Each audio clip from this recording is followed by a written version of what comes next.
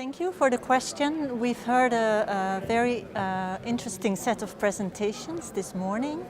I think what they pointed out is that we need to pay a lot of attention to contextual factors that make gender such a sticky matter.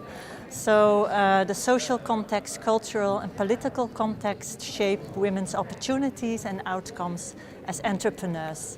So I was very happy to hear Myra say we need to take a gender lens and look more at context and heterogeneity among women entrepreneurs to understand exactly why women succeed or fail in entrepreneurship.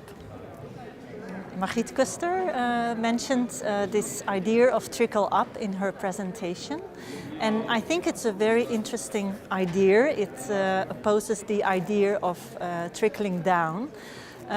Trickling up, I think the idea means that women, if they are successful as entrepreneurs at the bottom of the pyramid, they can be a role model to other women and step up on the welfare ladder.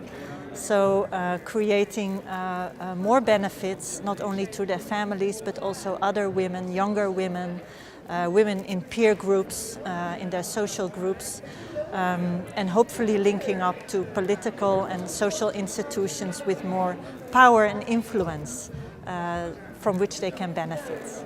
Maybe I can add to what was said during the presentations this morning about adopting a gender lens to women's entrepreneurship. I think it's also important to look at how these kind of interventions can work in tandem with interventions in social protection.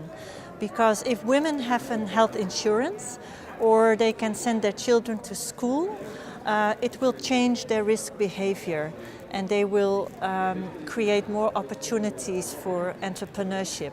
So I would be interested to see how these kind of interventions can work hand in hand.